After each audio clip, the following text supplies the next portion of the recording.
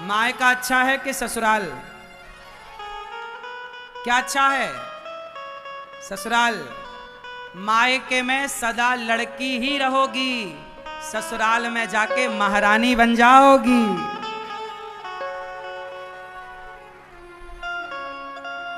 ससुराल में क्या बनोगी?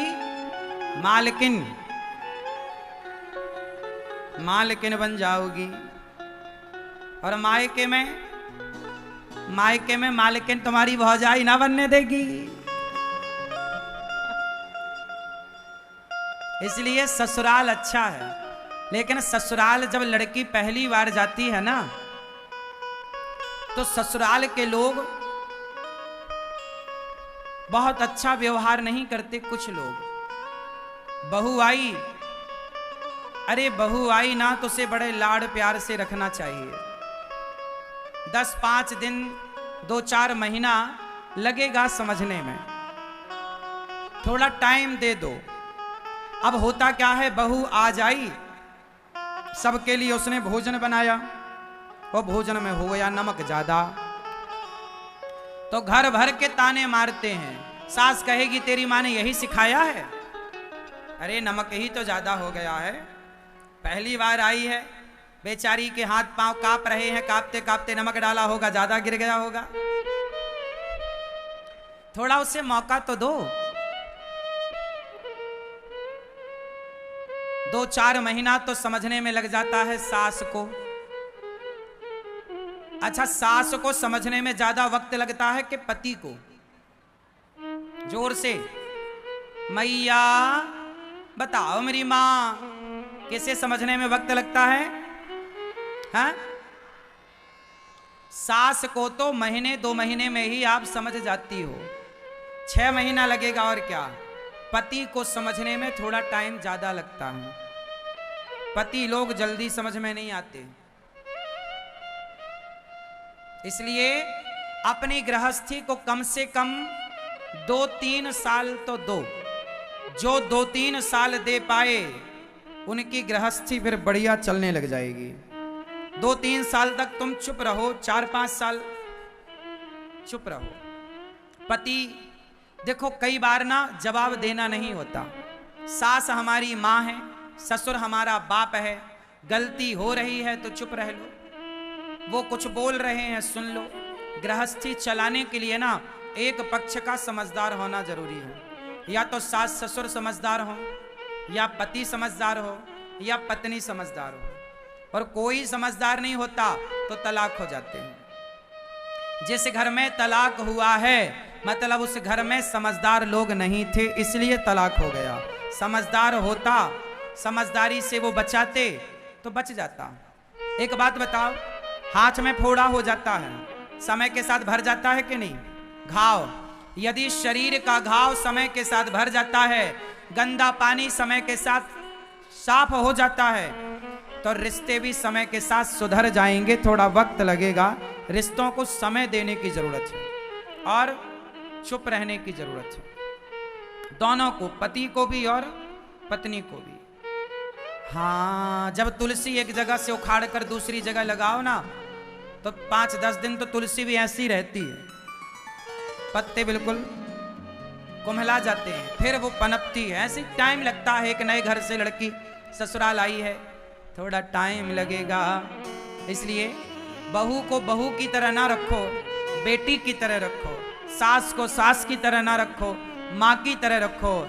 यदि सास और बहू ये माँ बेटी बन जाए तो घर घर नहीं स्वर्ग हो जाए साहब। हर बाप चाहता है मेरी बेटी खुश रहे। बेटी खुश तो बाप खुश, बेटी खुश तो माँ खुश, सब खुश। इसलिए खुश रहने की आदत बनाओ। और आप जितने माँ बाप हैं, आप अपनी बेटी और बेटों को पढ़ा लिखा के डिग्रियां तो दे दिए हो, पैसे तो दे दिए हो, लेकिन आपने अपनी औलाद को, बेटा बेटी को खुश रहना नहीं सिखाया। आप माँ बाप को चाहिए कि ये भी कोचिंग दें, ये भी सिखाओ कि बेटा हर हाल में प्रसन्न रहना सीखो। स्थितियां परिस्थितियां तो बनती और बिगड़ती रहेंगी।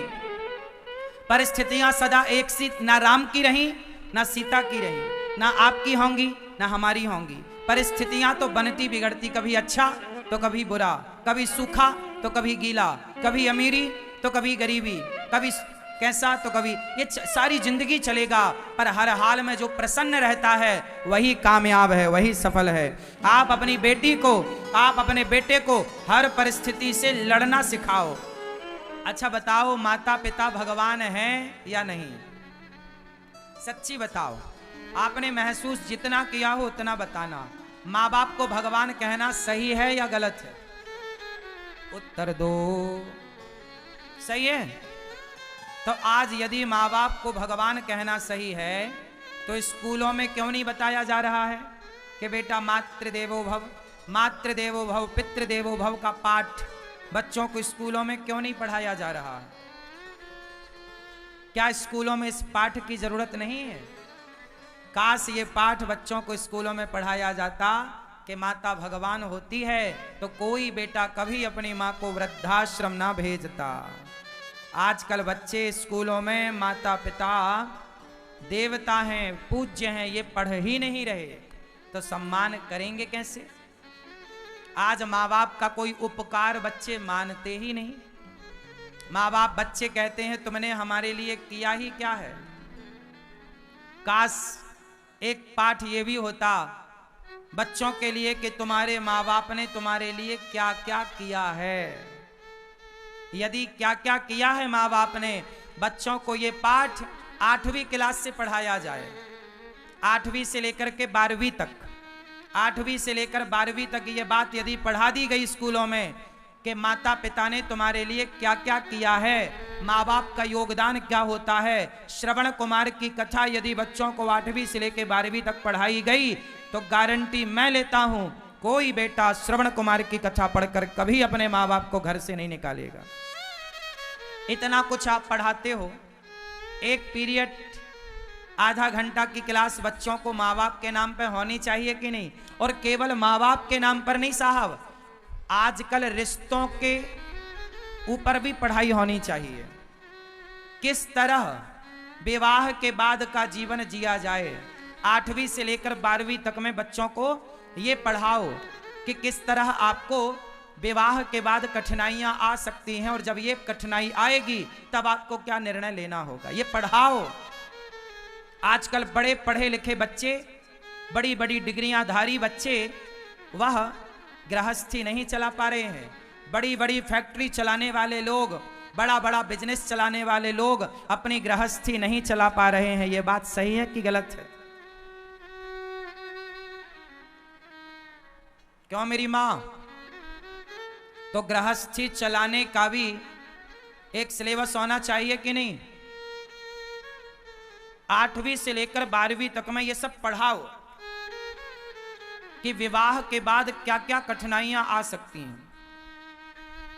यदि ये पढ़ा दिया गया तो तलाक रुक जाएगा साहब। क्या रुक जाएगा?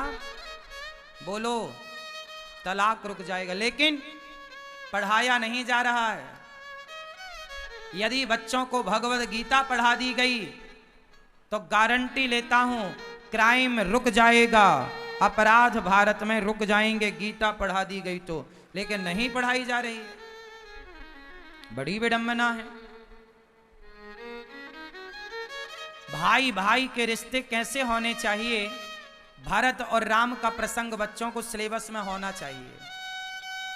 पति पत्नी के रिश्ते कैसे हों, यह प्रसंग भी सिलेबस में होने चाहिए। माता पिता की भूमिका जीवन में क्या है, यह भी सिलेबस में होना चाहिए। और आप अपने बच्चों को किस तरह संस्कारी बनाएंगे, यह भी पहले से सिलेबस में पढ़ा दो, ताकि पूरी व्यवस्था तंदुरुस्त रहे, आने वाली पीढ़ी भी ना बिगड़े और वर्तमान पीढ़ी भी ना बिगड़े। अच्छा बताओ, आप लोगों की सबसे बड़ी संपत्ति क्या है, पैसा या पुत्र? उत्तर दो। आपकी सबसे बड़ी संपत्ति पैसा है या पुत्र है? जोर से, जोर से। मैया धीरे धीरे बोल, कोई सुन ना ले, मत बोलो।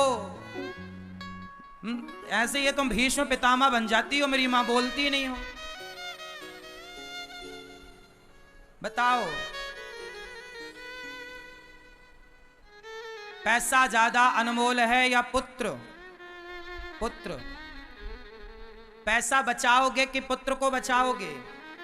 हाँ, हमारी सबसे बड़ी संपत्ति, गृहस्थों की संपत्ति भगवान तो है, पर पुत्र भी आपकी संपत्ति है। आपके पास दौलत कितनी है ये कोई ना पूछेगा, आपका पुत्र कितना संस्कारी है ये सब पूछेंगे। इसलिए आप पैसा कमाने में पागल ना हो जाओ, अपने पुत्रों को संस्कार देने में भी थोड़ा समय लगाओ। बेटा लायक होगा तो पैसा कमा लेगा, संस्कारी होगा तो सुखी होगा। पैसा कमा कमा के बच्चों को दे तो दिया पर संस्कार तो दिया नहीं, तो बेटा सारा पैसा उड़ाकर वो सुरा और सुंदरी में उलझ जाएगा। तो बताओ, बच्चों को पैसा देना जरूरी है कि संस्कार? क्या दोगे? संस्कार। आप में से कितने लोग अपने बच्चों को संस्कार देने में लगे हुए हैं? अपने पोता, अपनी पोती, अपने बेटा, अपनी बेटी, सबको संस्कार दीजिए। क्या देंगे? जोर से।